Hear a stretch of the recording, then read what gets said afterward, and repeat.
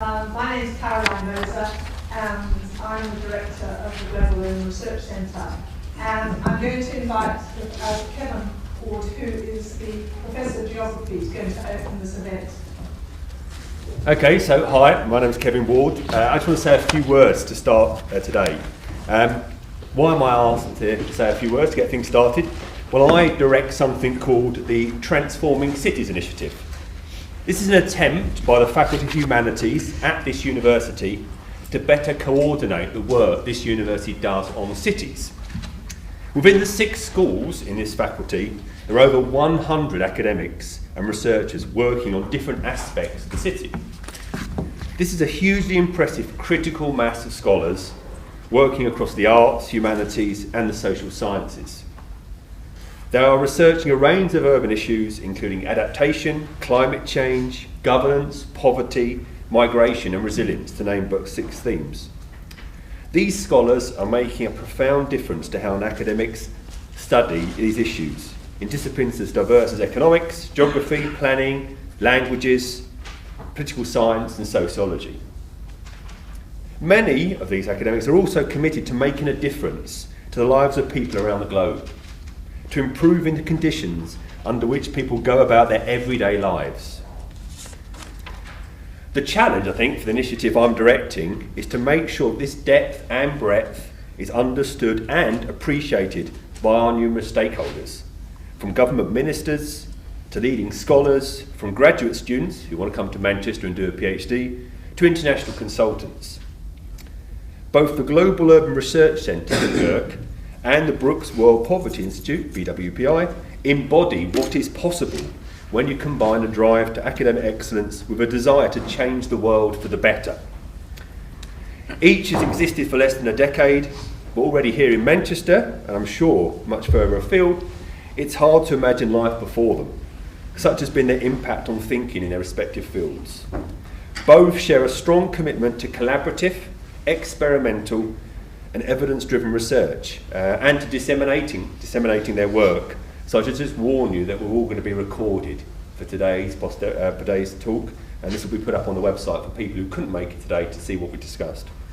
So this talk about a strong commitment to collaborative, experimental, and evidence-driven research takes me nicely to tonight's panel, and the ESRC DFID-funded Urban Tipping Point project, of which this is part. So I'd like to pass over to Caroline Moser. Thank you all for coming and to hope you enjoy the rest of the evening. So thanks. So, as I said, my name is Caroline and I'm the director of the Global Urban Research Centre. And what our panel tonight is about is Are Violent Cities Inevitable? But what I wanted to talk for a couple of minutes about, first of all, is the new research project that's grounding a lot of our work, and which we just got the SRC DFID funding for, and which has brought researchers from India, from Asia,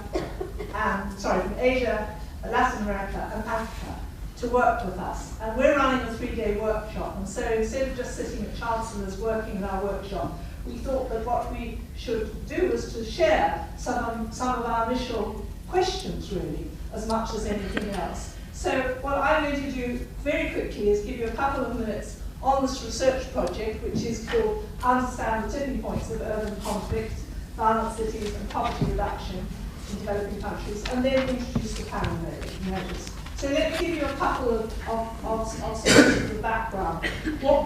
This is a research project which has just kicked off, which we've got funding for, we'll be working on in the next 2 years here. Urban violence, as we know, is increasingly significant as a global phenomenon, and there's a lot of conventional wisdom about 4 factors that increase it: poverty, youth bulges, political exclusion, and gender-based insecurity. And underpinning this are some conventional wisdoms that cities are inherently conflictual spaces and that conflict is generally managed by a range of mechanisms. So our research questions, which are really quite straightforward and specific, is what determines the tipping point of urban conflict? In other words, is there a moment when violence breaks out on a large scale?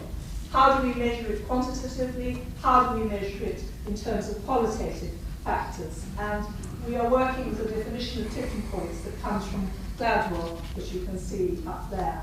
Now, the second question is, do tipping points interact with each other? In other words, can we have what we call a violence chain? What we're thinking about here is the notion of a commodity chain or a value chain, which has been a lot used in the business literature. Is it a useful concept to explore in terms of violence? So here, what we're trying to understand is, does this highlight the way violence operates systematically? Are there interconnected processes? So we're starting with two really sort of basic, fundamental, but we think quite challenging research questions, neither of which to date have really been addressed around the issue of urban violence.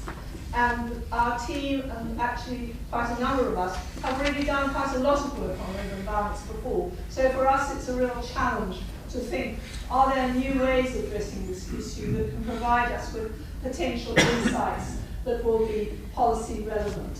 So what we have pulled together as a schematic representation of our framework is that we have urban conflict, the factors and processes that can lead to tipping points, and at the end of the day, there are types of urban violence that are interrelated. Well, we're at the end of day one of our methodological and research workshop, and I think by the end of Wednesday, we'll be turning this whole diagram upside down and round about. So this is actually work in progress, and one of the things we want to do with all our research is to share it with all the people we work with as we go along with it, and not just to present the definitive results. So this is where we are at the moment. And now what I want to do is to introduce the research partners that are involved in this research. And the ones with asterisk are asterisk because they're going to be speakers tonight. So in Manchester, as Gavin mentioned, there's Girk and BWPI, myself, and Dennis Rogers, who will be speaking from Manchester. Dennis is in BWPI and is a fellow in BWPI. And then following him, our second team, which comes from Kenya, is EcoBuild Africa, with Alfred Omenia, and who will be talking this evening, and his colleague Grace Vivali, who's with us in the audience. Then from Chile, we have Cooperación Sur with Alfredo Rodriguez, who also will talk. What I had forgot to mention on the right-hand side is that not only do our teams come from different cities, but we're going to, in each case, prioritize a different type of violence and look then at the relationship between that and different sorts of violence.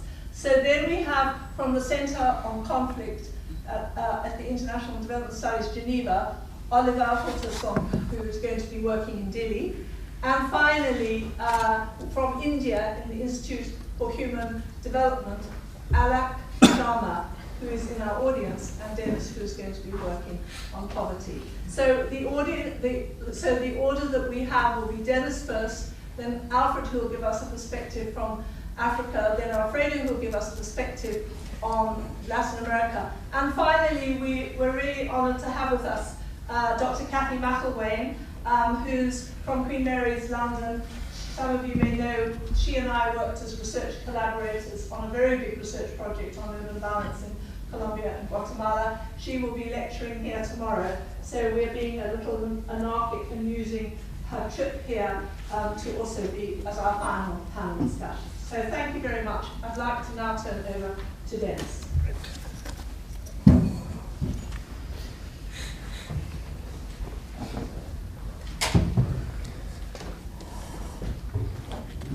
Thank you, Caroline. Thank you, good evening, and thank you for coming. It's wonderful to have a good turnout. Now my brief is I want to set a little bit why are we thinking about a relationship between cities and violence tonight. Well, the first thing is that a couple of years ago, for the first time in history, we crossed an important watershed in human history, arguably comparable in scope and consequence to the agricultural or the industrial revolution. For the first time, the urban population of the planet now outnumbers the rural population. Now, this is not a new trend, but it's a trend which has taken a long time to come about. The first cities, of course, were founded about 2,000 years ago. But it's likely to be an unattainable and irreversible trend. It's estimated by 2030, about 2/3 of the population's planet will be living in cities.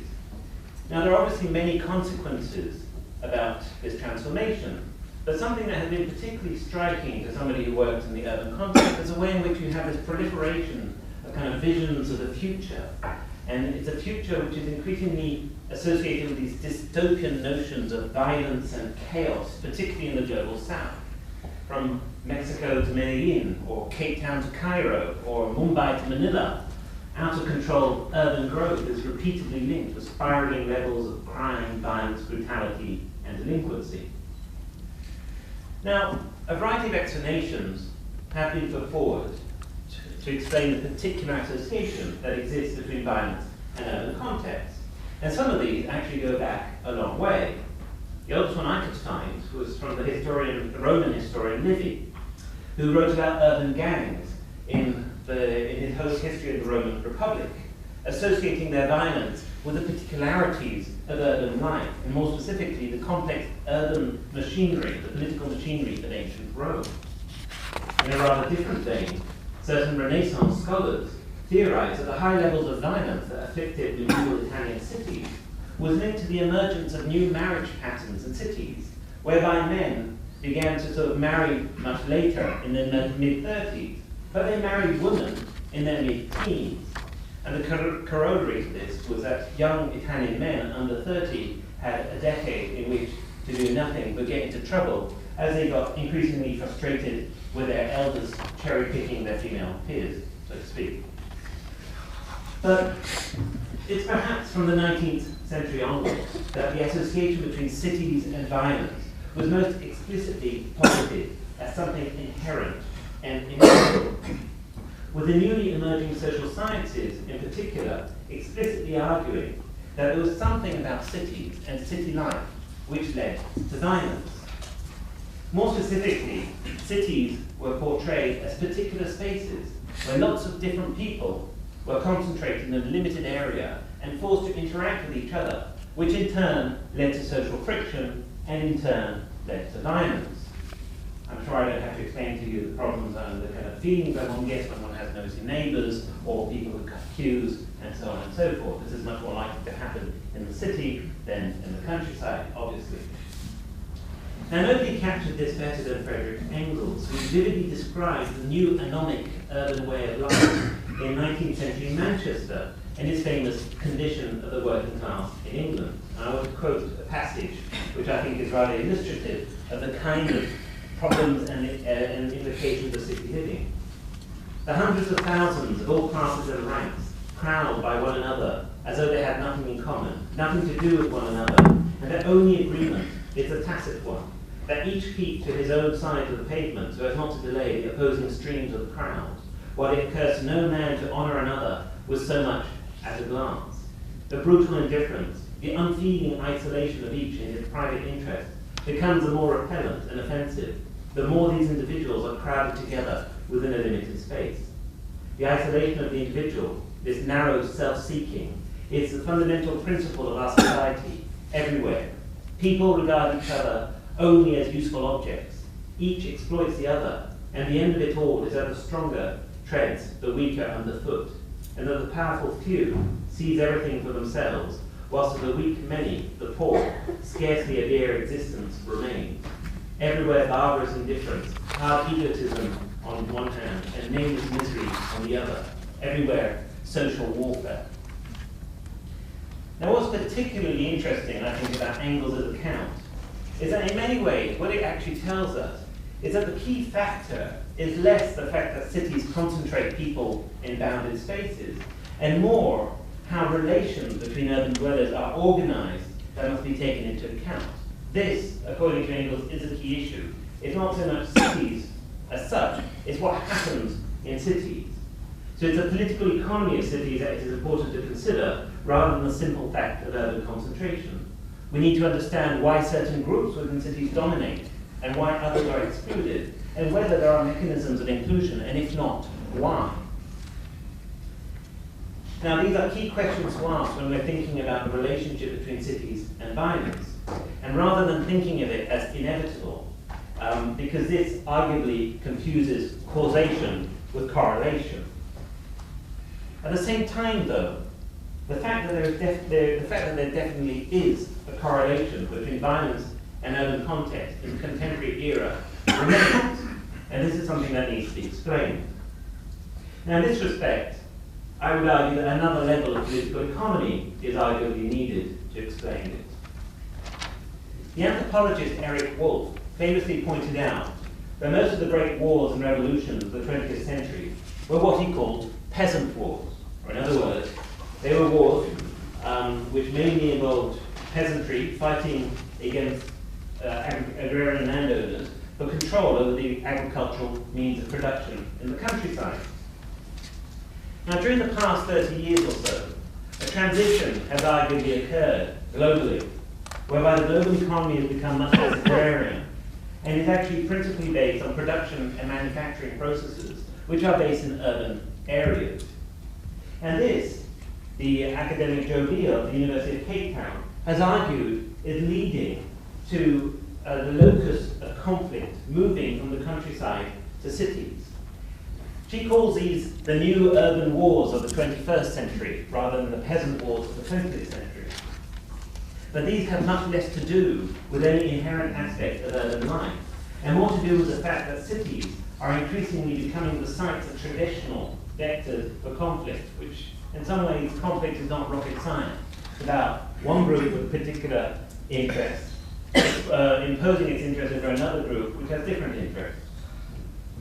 And it is this, more than anything else, that is arguably leading to the proliferation of violent cities in the world today. And it is this that we actually need to be exploring, the kind of mechanisms through which cities are becoming the terrain of conflict rather than the actual generators of conflict. Thank you.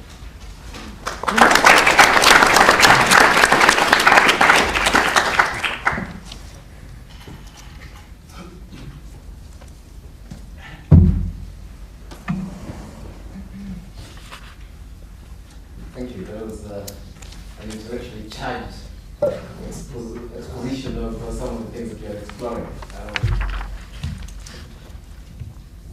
I think for us, this is an interesting research for several reasons, because it's a convergence of a whole lot of unrelated experiences and pieces of work that we've done. In fact, I was just reflecting.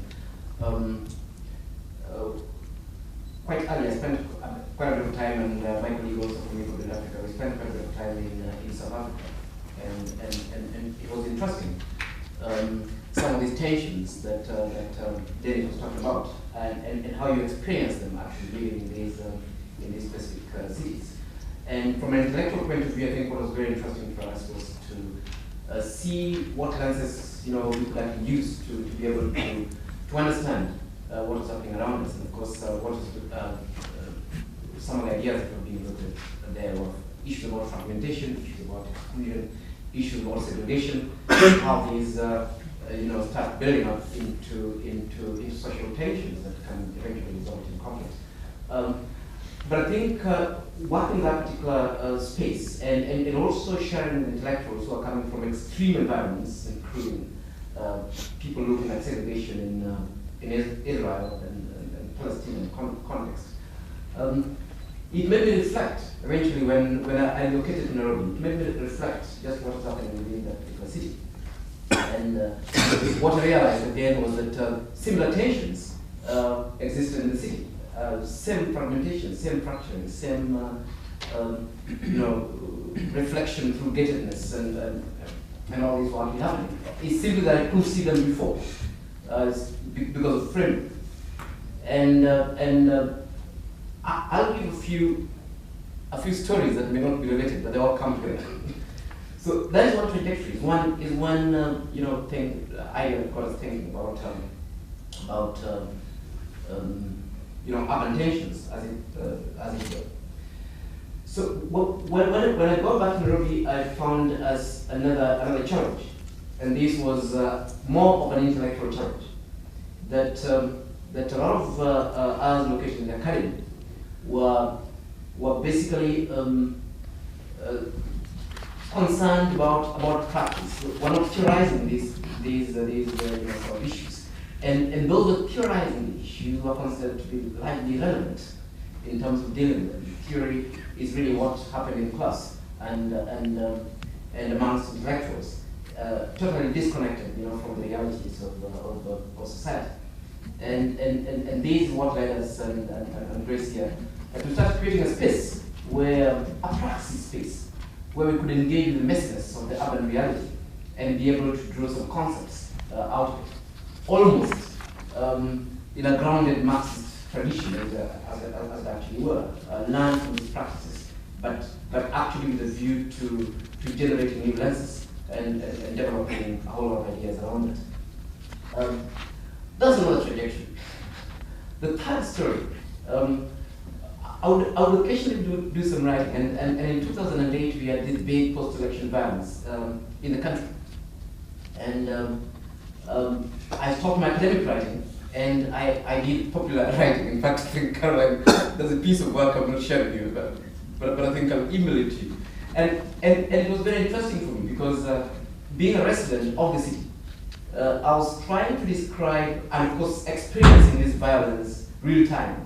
I was trying to describe what I consider safe, my perceptions of the city, how I moved around the city, whom I interacted with, and all these sort of spaces. And it occurred to me that I'd been unconsciously reading the city, but I'd not been reading it specifically with violence in mind. And when I started reading it with violence in mind, I saw very different things that I was not seeing before this flare, if you may. Third trajectory. Yes, so from there, then we meet accidentally, almost accidentally, with this particular group that was investigating violence. I'm an architect by training, and my colleagues are trying. And of course, we had a bit of an interest. We do have a very strong interest in theory, coming from a tradition of literally building the city stone after stone without thinking about it. Might even be more exciting. So when we're doing some totally different work, we thought that through discussions that understanding the city from the perspective of violence then would actually interest us. And this has gotten us reflecting. The point where we are is a point of reflection. For example, we are asking ourselves, what happened in the country in 2008? That is Kenya. What was different from that? What was different from what had been happening hitherto? Why was this specific violence so unique and so peculiar? And this is partly why the conceptualization of tipping points then straight away started appealing to us in terms of understanding what was going on in our context. We were saying, yes, these conflicts have always existed. In fact, violence has always existed in the Kenyan cities, the Kenyan towns. But this was the most obvious tipping point. A flare, an epidemic of violence, if you may, that was actually engulfing the entire population. And of course, our excitement is to start looking at this from different perspectives. What are some of these causative factors for the condition that enables the tipping point, if you may? I mean, what brings us to that edge where small activity then can get an entire society to take over? And these are some of the things that we are starting to look at. The other thing that we are very, very interested in this particular discourse is the typology of violence. And we say, fine, we are very sure that the causative factors are very different. But what about violence itself? I mean, how does violence manifest itself? And are the different categories of violence unique, if you may? I mean, we have different types. Is domestic violence, for example, different from political violence, religious violence, different from economic violence, and all these sort of things. And the one thing that I'm interested in purely for the purpose of curiosity is what I may call the anatomy of violence. I mean, when the act of violence itself happens, is there anything unique depending on whether this is violence against the public or violence, against private persons, whether it's violence of political nature or violence of spiritual nature, religious violence. And this actually got us thinking, because in Kenya, the general thinking has been that society tipped over and became violent mainly because of inequality, and that is actually the conventional thinking. We just finished doing the State of African Cities report from our office, and one of the key issues that is being raised there is that inequality in the African cities is too high, and that inevitably will lead to violence. And from a conceptual point of view, we say, is that really so? Will it lead into violence? We have evidence of totally unequal society that are not necessarily violent, and vice versa. We have societies that are actually, more equal and actually manifest high levels of violence from a conceptual point of view. And of course, when this gets us into the sort of mechanisms that is being looked at, nationally, and a lot of this is really to organize things. To organize governance structures at national level, change the constitution, change the land policy. There's a whole lot of thing about national cohesion, so that the different ethnic groups can actually start talking to each other, killing each other, and so on and so forth. But what is interesting is that in all this we don't see the other. So who was the other? Yet we know from fact we know from science that a whole lot of populations are shifting into other areas, and like Dennis said before, these areas are ripe with conflict. Conflict is inevitable in these areas. And of course, what the panel is asking is that is violence also inevitable in these particular concentrations? And I think it is this ongoing sort of reflection about the nature of urban areas in Kenya and the sort of issues or causative factors for violence and the typology of violence, and then starting to understand about when this violence becomes widespread, and what can then be done about it that gets us thoroughly excited about this particular predator problem. Thank you.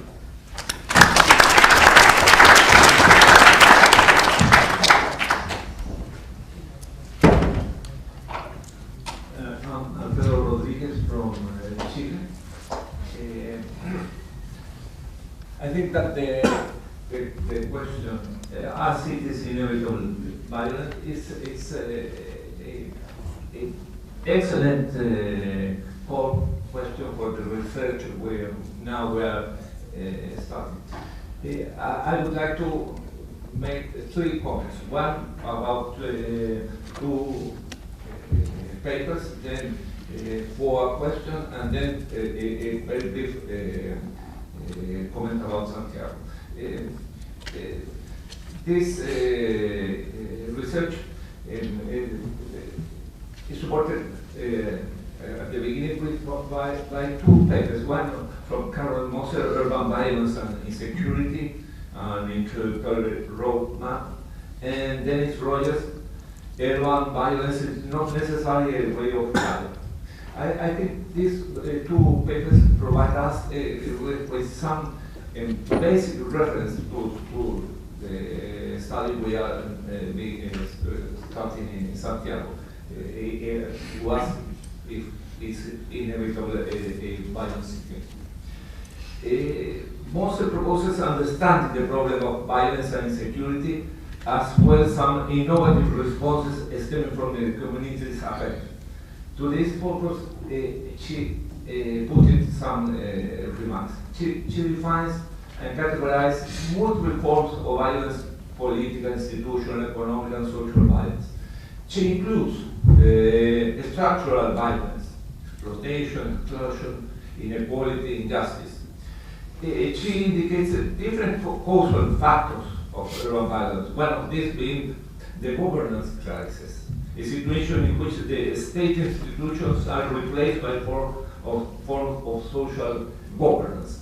And she makes a distinction between violence, and I think this is quite important, between violence that is socially intolerable, which is to say violence that in a given society does not tolerate. She puts an example of Salvador, and with the violence that is socially tolerant, that says violence that is tolerated by a given society, such as the inflicted on women. She observes that the prevention of urban crime in Latin America is a growing industry. It's a very good business.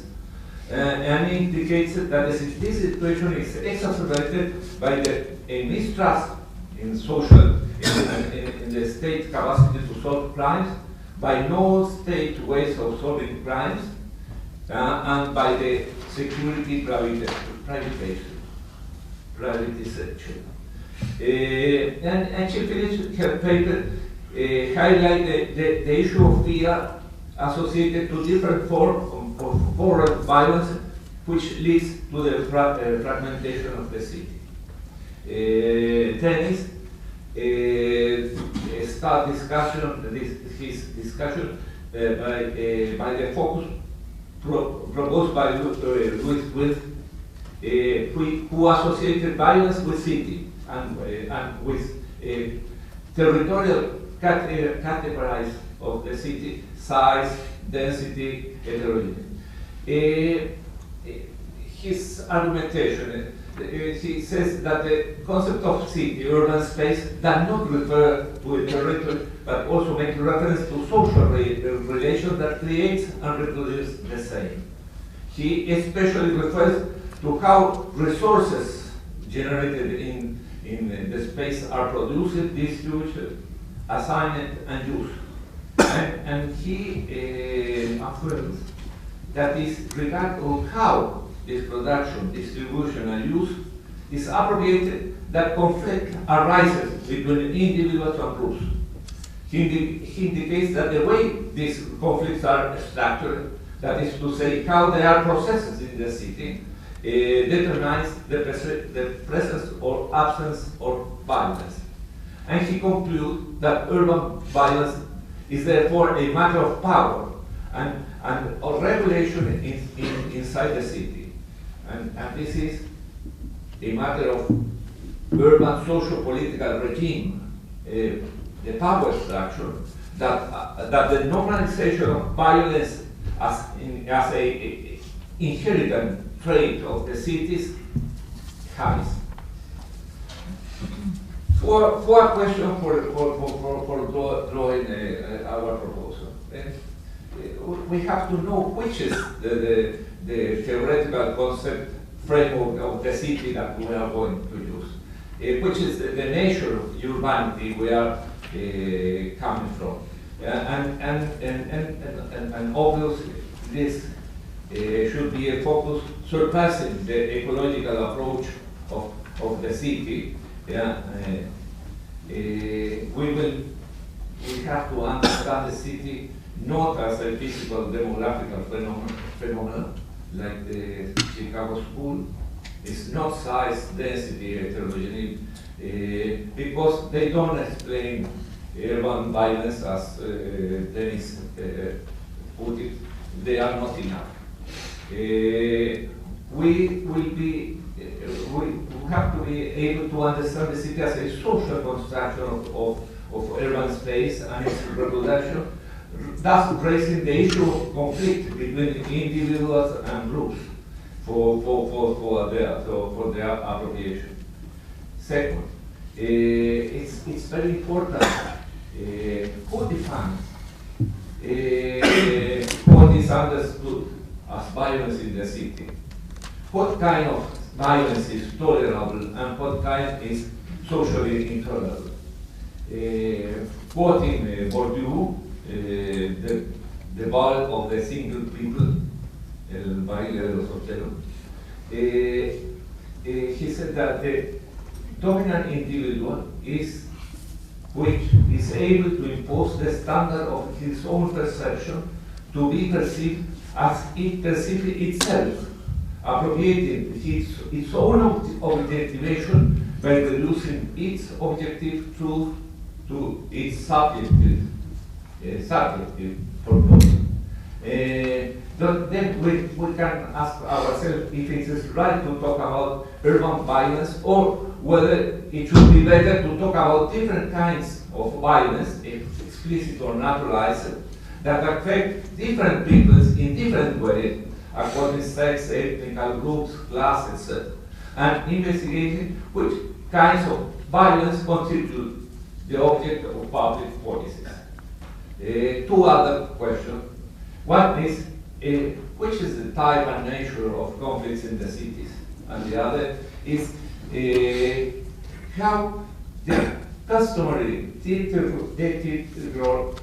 realization of victimization survey could be overcome. Most of the surveys, they are not referred to the territory where the violence or the conflict occurs. Then, ending, our question is Santiago is a violent city. Yes, in a way, yes. It's a city with high systemic violence indices, exploitation, exclusion, inequality, injustice. It's an equal city that excludes people, but it's a very secure city by a standard of usual violence measurement. Let's some remarks. Santiago is a large metropolitan area without a political administrative unit. It's not a city. Santiago is a fragmented city that it is highly socially and especially segregated.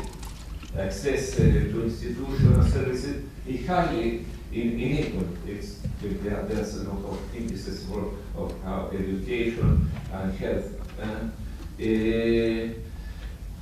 Although there is a lot of urban conflict, we have a report presently at least 80 different kind of urban conflicts in the city. But there is no major social protest, because inequality don't become visible or have been normalized, and the conflict is something negative without value that destroys the ties and the relation. There's a lot of sectors where there is very low state presence. There are really non-urban spaces. And it's a city in which the dominant neoliberal discourse is articulated around the illusory promise of social integration by means of the market. People feel highly unsafe despite low crime level. The definition of fears depends on the sectors of the city where they live. We have another small research, and then people from low income sectors feel fear when they go to the dominant or defined safe sectors of the city. So it depends of a lot of. Then I think that the question posed by Caroline and Dennis, it's very important for us to try to answer that both from theoretical and a practical approach. Thank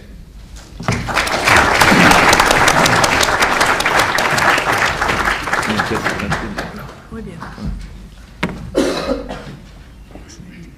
Thank you very much. I'm going to now try and wrap things up. We've been looking at the issues we've been talking about from a policy perspective.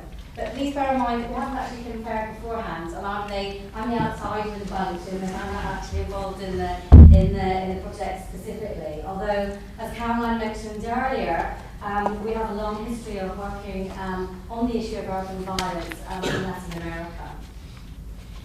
I want to start then by saying that most work that has been done on violence tends to focus on the huge challenges which face urban residents, planners and governments in trying to do something about extremely high levels. And we've heard from all the other panellists about the huge challenges which face people living in cities. And we already know that there are a huge amount of policy and planning interventions at lots of different scales, at local scales, at the community level, city, national, and then much larger projects such as, for example, the UN Habitat Save for Cities programme. However, despite all these initiatives, violence remains an endemic problem, as we've heard from the other panellists. In terms of just saying something about the core theme of what we're talking about here, I really want to suggest that it's not really the inevitability of urban violence that we should be addressing specifically, but something slightly different, which is from a planning perspective, that urban violence will always be a feature of cities, but it's how we actually deal with that violence. And I want to sort of go through and think through the types of issues that have already been raised by planners and people working in the field. One of the core issues then is really to make sure that violence doesn't get too widespread in order that the city becomes unlivable. And again, Caroline mentioned in her introduction about the idea of actually managing cities. I think an important point to make as well when we think about, which Dennis mentioned, the relationship between causality and correlation between cities and urban violence, is that if we actually think about the root causes of violence, which could be at a structural level, it's globalization, it's neoliberalization, Alfredo mentioned that, poverty, inequality, armed conflict, wars. If we think of the causality of poverty like that, it's incredibly difficult to plan and to develop policy approaches, because addressing these structural factors is incredibly difficult. And then just, if you'll indulge me for one moment, when I was thinking about how to sort of to frame this, the fact that it's incredibly difficult to address structural issues in cities from a policy perspective reminded me of the work that Caroline and I did 10 years ago in Colombia and Guatemala. We did a series of dissemination meetings with NGOs and government ministers and so on. And consistently we were asked, why haven't you talked about the structural issues, and why aren't the urban poor coming up with structural solutions for reducing urban violence? And Caroline and I had to say quite simply, we were doing participatory research looking at the perceptions of poor people, that often poor people felt that the structural issues and the structural causes of a lot of urban violence were out of their reach. And instead, they came up with some incredibly innovative solutions and interventions at a different scale, at a local level, but generally focusing on actually managing violence rather than looking at these underlying structural causes. I should say before I move on, though, that it doesn't mean to say that we dismiss the structural causes of violence. They're incredibly important to address. And we certainly shouldn't absolve governments, international agencies by saying, well, let's just forget about poverty and inequality and all these incredibly important issues. But if we're thinking about how we manage cities and make them livable from the point of view of violence, we have to focus on something that is much more pragmatic perspective. I just want to go through a couple of issues that someone called Diane Davis has talked about in a recent report on global poverty. And she makes this argument, or a related argument, about harnessing some of the positive effects that this increase in violence in many cities of the global south have brought about. And the first point that she identifies, which I think is very significant, is that there appears to be a growing community collective action against violence in cities. And part of the importance of this is that it's often, or it can be, obviously I'm talking at a very general level, it can often include rich and poor. And I think Alfredo mentioned that, you know, different groups within cities experience violence in different ways. Often the poor are much more likely to actually experience violence and crime. And then richer people are much more likely to be very, very afraid of urban violence and crime. Hence the sort of gated communities that we all know about.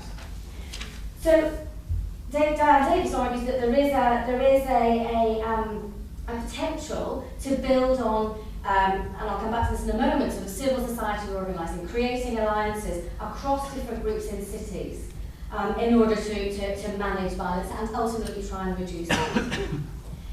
Secondly, she makes a point about the importance of urban renewal, and actually argues that even in very large cities, sometimes if you have a relatively small-scale urban renewal project, and she talks about the case of Mexico City and the revitalization of the historic core of Mexico City. And if you do this in one small area of the city, it can sometimes, and it can have effects in other parts of the city. Also, particularly, she talks about the governance issues in terms of working across different agencies as well. Another case which I think is probably slightly more controversial is in Bogotá, in Colombia, which is the Tercer Milenio, the Third Millennium Park in Bogotá, which was the sort of brainchild of Antonis Mockus, who was the mayor at the time. And basically, a slum of the city where actually Caroline and I worked in 1999 was basically bulldozed, people displaced to other parts of Bogotá, and the park was built there as a sort of a flagship of Antonis Mockus trying to address this idea of the fatality of violence in a city such as Bogotá, which obviously has a very bad reputation for high levels of urban violence. Somewhat ironically though, as some of you may already know, that last year the park was actually invaded by people who'd been displaced due to the armed conflict in rural areas, trying to get the government to think more about their plight. So it was somewhat ironic that this park was used as a way of raising the issue of another type of violence in the city, in a spatial area that was supposed to be resembling sort of peace and violence reduction. The other issue that relates to the point I just made about the Bogotá case, rightly or wrongly, is that Antonis Mockus also focused on creating this idea of a citizen culture as a way of, again, getting people to reject violence as a normal dimension of city life. And again, it relates to this idea of tapping into the collective rejection and collective organising around violence. Another point that's worth mentioning, although I don't want to make too much of it because I'm not entirely sure that I completely agree with it, is the idea that we all know that violence can be very detrimental to the economies of cities. And partly linked with this, there's been a shift towards the provision of private security. Now, that in itself is not necessarily desirable because, again, it absolves governments from their duty to protect the citizens. But at the same time, it can fuel local economies in terms of providing employment and generating, for example, new technologies and a whole sort of privatised security sector of the economy. So I'm not sure if I want to argue that to its logical extreme, but it's an interesting thing to think about, alternative economies within cities which experience high levels of violence. This relates to the next point that I want to make, and my final point really, and it was actually mentioned by Kevin Ward at the beginning, which is to think about the notion of resilience, which has become very popular in the last few years, and really to tie it in with what I've just said. And it was certainly mentioned in the UN Habitat Global Report on Human Settlements in 2007. And it's about shifting from thinking about the vulnerabilities which are created within cities, particularly in the global south, to thinking about how resilience is built, resilience to violence and crime in cities is generated, and that capacity is generated. And we can think of three related pathways to resilience. The first, which is institutional strengthening, governance issues that Alfredo mentioned. Secondly, which is improving the judicial framework, particularly of international law and human rights. And then finally, that I mentioned before, is strengthening civil society and social capital. Again, I think we've got to be careful and sort of circumspect about this, because I think it's, on the one hand, very important to build resilience, but we've also got to be very wary of the fact that we can't put all the responsibility for reducing urban violence and crime, particularly onto the urban poor themselves. The responsibilities have to be shared for building this resilience amongst different actors within cities at different levels of local, municipal, and national.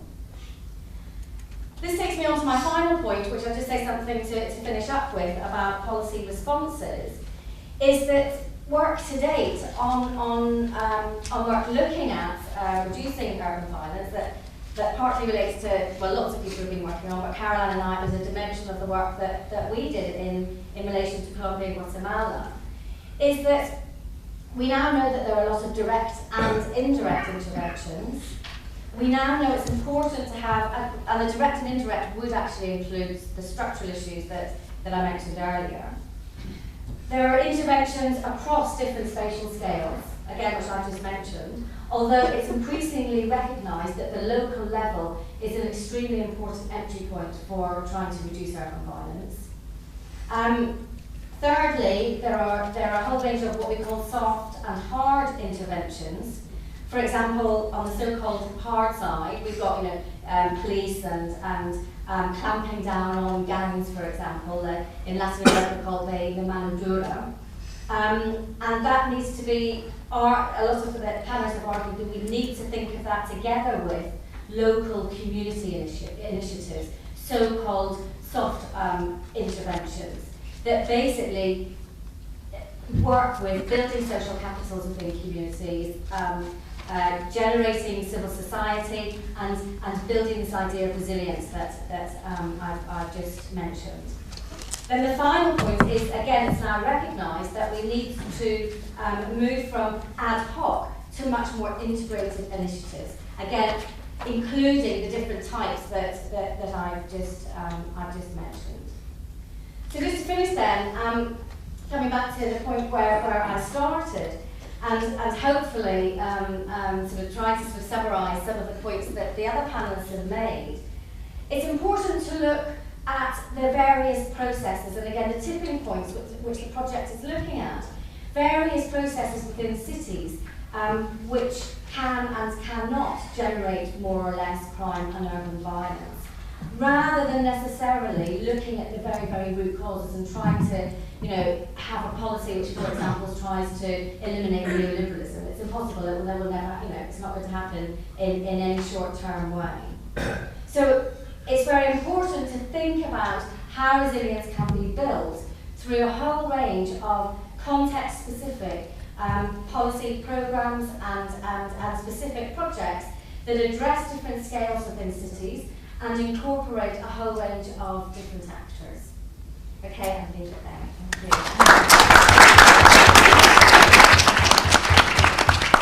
Thank you. Okay, well we've got a little time, and so what we really want to do is open it up and give an opportunity. So questions, and if they're for specific people, tell us, and if they're for just generally for people to answer, again, the floor's open. So anybody want to kick off? Yeah. Let's take a 2 or 3. So start and then you. Yeah. I think I can hear. Oh. The idea of the tipping points and the relations between different types of violence. Have you find it, for example, in the case of Kenya or in the case of Chile? Are there interrelated types of violence, and do they influence one to another to create that situation of this tipping point? Okay, let's have, yeah. Thanks. Yeah, I might just ask 2 quick questions. So the first one is about this idea of tipping points and how the panelists see it interacting with long-term historical processes. So does the focus on tipping points potentially miss something, or do you think that actually it's an important way into thinking through longer-term gradual shifts? And the second one is just a question really about this idea of what's socially acceptable or not acceptable as violence, and how one defines violence and who's defining it. And that's that maybe experiences of violence or acts of violence actually determine and can alter what people perceive to be acceptable violence.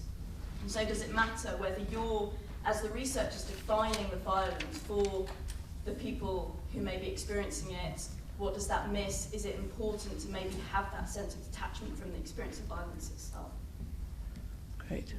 A third? Yep, and then we'll have an answer. Yeah, Michael. I had a question about Dennis's historical framework.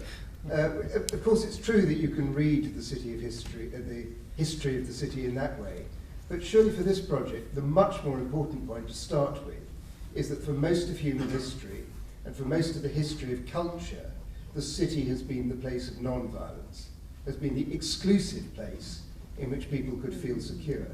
And that was what Plato was saying about the city. That was even what Louis Worth was saying about the city, that the city is a place where people learn to negotiate the necessity of an impersonal existence and life among strangers.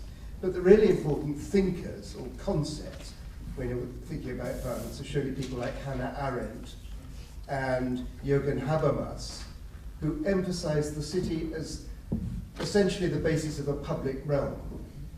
And only from that starting point can you then go on to ask what happens when the public realm breaks down.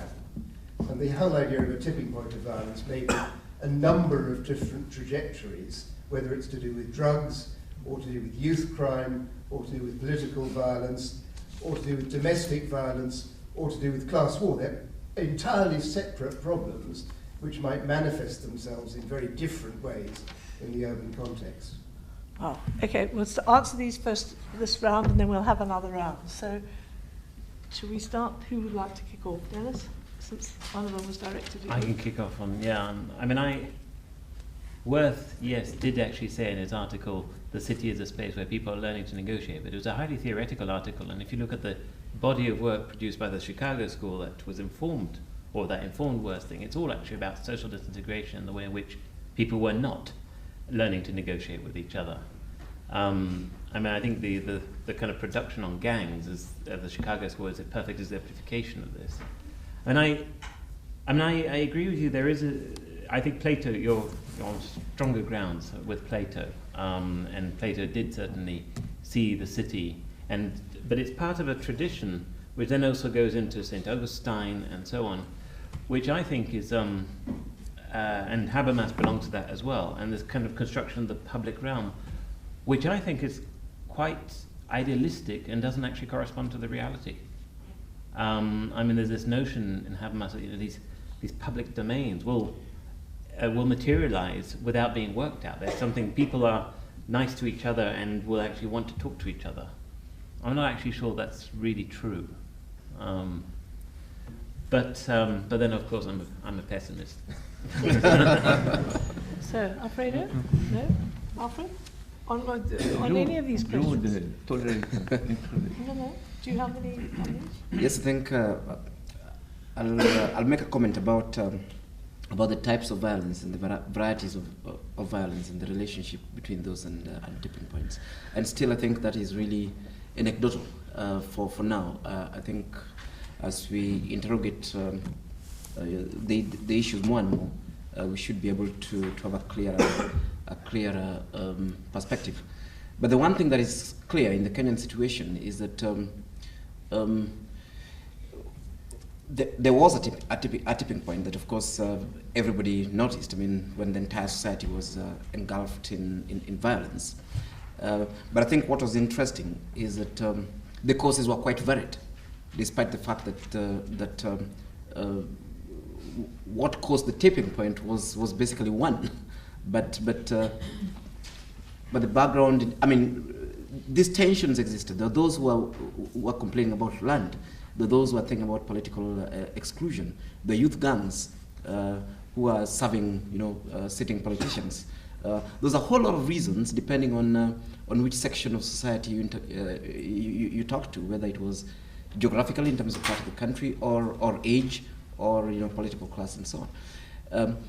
And what was interesting then was that a totally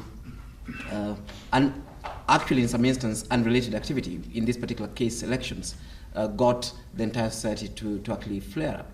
And for us, I think what would be very, very interesting that way from a knowledge perspective are these qualitative triggers of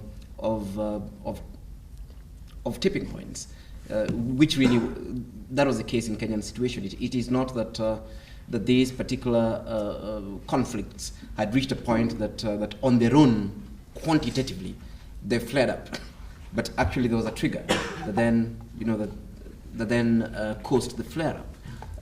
And of course, we are distinguishing that from a situation where the phenomenon becomes too big that society can't contain it anymore, and then all hell breaks loose, as it actually were.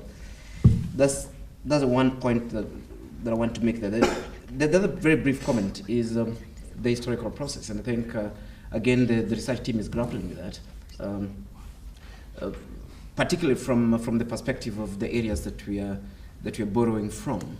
That in fact sometimes you can only see clearly whether there were tipping points or there were patterns of violence, by going back into time and starting to to reconstruct that reality, and then see whether you just had a situation where, say, violence was a lot, or it had actually been these flare-ups were there at smaller localized scales, but maybe not at at larger scales. Some of these things could only be understood historically. And of course, one of the areas we're drawing from, climate change, is very clear on this. You love extreme weather events in isolated places, but there's a projected big collapse, if action is actually not taken. Thank you. Okay, I'll make a couple of points, but and then Cathy. Actually, the irony is you're asking us about the project we're still about to do, and so that actually there's some real challenges in how we're going to end up thinking about what tipping points are. And I think that the interesting comments that Cathy made about are these a combination of structural factors that ultimately lead into it tipping over, or is it a specific event? Is it a qualitative factor? Is it a quantitative? Is it a government intervention? So the sort of jury is out for ourselves. Just very quickly, but I think it's very interesting to try and understand this in the broader context of long historical processes, and that's certainly taken on board. Quickly on the issue of socially acceptable violence, Alfredo was quoting something that I wrote a few years ago, which was very interesting, and it related to research we had done and showed how different perceptions can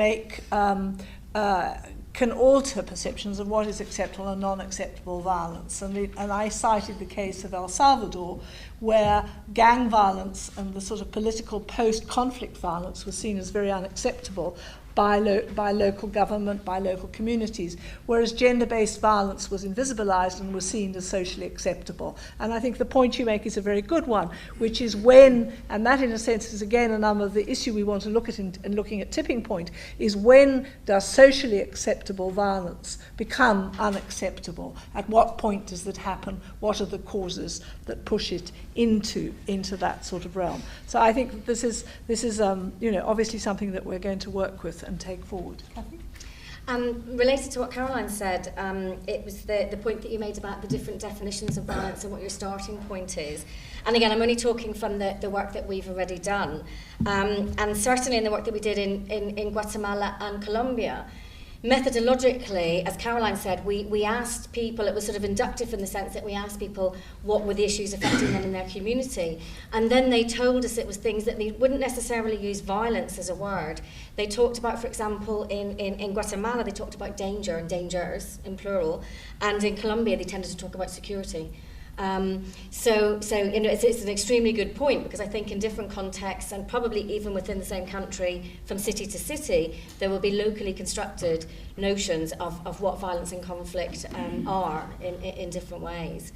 And partly, again, related to what Caroline said, we also looked at issues of tolerance in relation to drug and alcohol-related violence in Colombia and Guatemala. And again, there were differences according to what was seen to be acceptable. Drug violence was more acceptable in the Colombian context than it was in the Guatemalan context, where alcohol-related violence was more acceptable at that community level. Partly to do with very high incidence, you know, this idea of violence becoming routinized and normalized. But no, I think it's a very, very important point from a qualitative, you know, anthropological, ethnographic perspective to take these issues into account. I mean, it's just, and I think it's a key issue, and it's also one that we struggle with, because of course we're also coming to the project from a development perspective, which has a very normative element to it, and actually finding a way of both actually representing local perceptions and actually squaring them up with normative demands such as, you know, human rights, international human rights demands, and so on, is actually something which is very difficult, and we've been struggling with today, because as we try and think, how do you determine when we've reached a tipping point? Is it when you know, you have socially accepted violence, locally socially accepted violence, which becomes not accepted anymore, or is it when when you have, that ends up basically saying that so is it acceptable if, you know, 49% of the community think that beating their wife is acceptable, but 51% think it's unacceptable. Then we hit a tipping point. But before that, so long as just a majority think beating their wife is fine, we're okay. It's not a problem. And this is some of the issues which we've been grappling with today, which are quite, which we're still going to be grappling with over the next couple of days. Okay, let's have one more round of questions, and then we'll. Yeah, you had a question, right? Yeah, and then you. Yeah. Okay, you give it.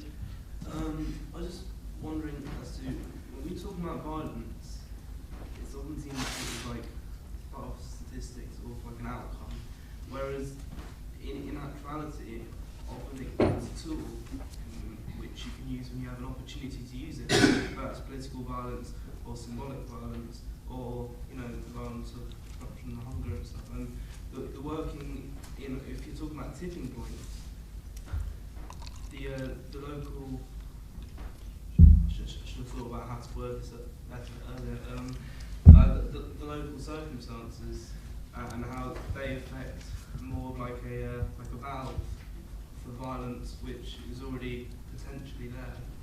Like, is that an issue? Yeah. Right. Okay. Well, there was a question at the back, yeah. Thanks. Yeah. Just to state first off, I think this is an incredibly valuable project, looking at ideas of how we can link violence in the city and how they perhaps mutually define each other to a certain extent.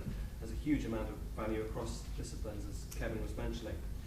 However, when undertaking these kind of projects, I think we should perhaps bear in mind the words of the geographer Derek Gregory, when he said, we should not do the victims of violence the injustice and indignity of making them the objects of theory, which poses a few problems when talking about what the poor think, what the urban poor think, and in fact asking perhaps who these people are.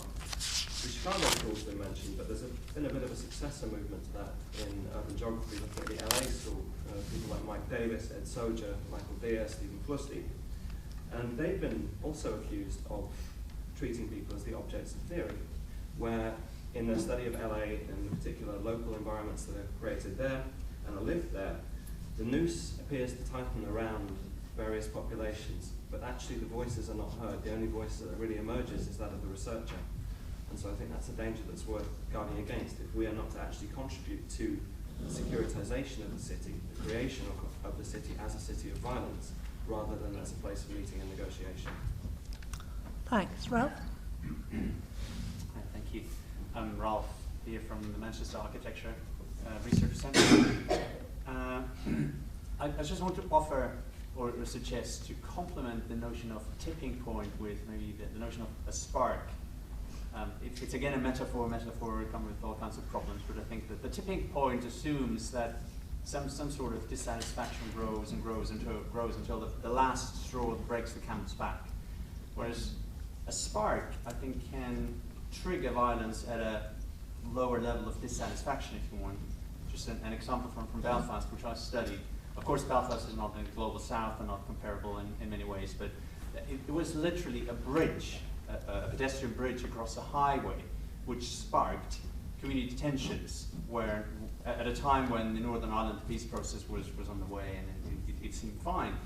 But the bridge literally allowed some mostly drunken youngsters to cross the highway, throw some stones, and retreat in their safe territory. And that, as maybe a second point, highlights the relevance of the built environment, and some of you mentioned that. And I would suggest to take that into account very systematically in every city, in every project, to look at the role of the built environment. Okay, shall we do something? No? Albert? No? Sally? I can say something, but yeah. I can always say something. I will too. I think the notion of the spark is an interesting one. What we've been talking about today about tipping points, we've been trying to, well, we haven't quite gone into the language of type 1 tipping point and type 2 tipping point, but it's almost that. We've been talking about the way in which there are tipping points which can be sparked by something, a single event, or tipping points which are arrived at through the gradual accretion of things. And so we are quite aware that it's not just one, or that there's just not one option to get to a tipping point. Whether we use the word spark, I mean, we've already got a concept to add more. Particularly, it gets when you. I think you can have such a thing as a proliferation of concepts. I think about the idea. Gregory's quote is well taken, but on the other hand, I think this project is very much about avoiding, not objectifying people. I mean, it's very much based on participatory research, going to actually the local communities and letting their perceptions come out, letting them talk about it. At the same time, we're academics. All academic work, all social scientific work involves some form of objectification. Even just the only way that you're going to get some kind of unmediated comment is actually going there yourself. So I think it's a question. There's a question of degree here. I mean, I'm quite partial to the LA school. They also have a different agenda. They have an agenda of shocking, of going to try and be hard-hitting to provoke debate. Their respect for reality is sometimes a little bit fluid, shall we say. But that's their agenda. If we're arriving with an agenda that we want to actually be letting kind of local perceptions emerge and not let them just be dominated by these conventional wisdoms that currently exist within the development policy world. I mean, part of the idea, we start off from them to in some ways problematize them, to go to where the violence is actually happening and to let people say, well, either this is junk, this is what's really happening, or to say, well, it's happening, yes, this is important, but there's other issues which are coming up. I mean, this is quite open-ended research in that sense. I think just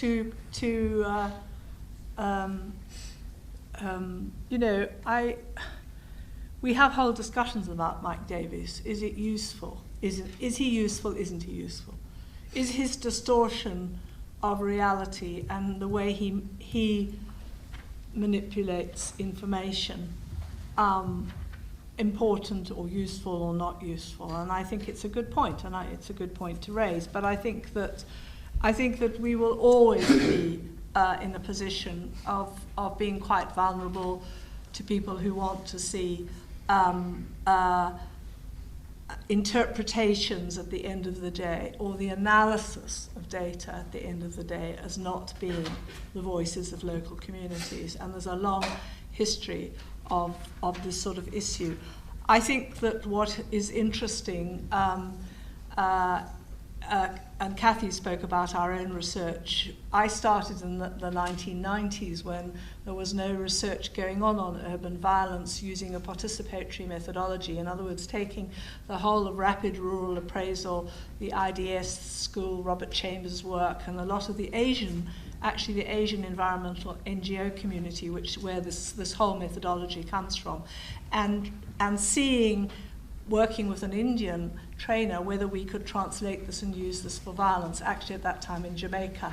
And out of that, Cathy and I had 2 further rounds in Colombia and then in Guatemala. And I think the interesting thing about a participatory methodology is the ownership it does give, and actually the way not only to local communities but to local researchers, and the way local researchers then continue to use these methodologies in further work that they do themselves. So I don't think one can at the end, and we are, in fact, Alfred referred to climate. We, last year with Grace and Alfred, we did work in Mombasa, 6 weeks in the slums again, working with local folks, working using this type of methodology. It has enormous advantages, it has enormous disadvantages.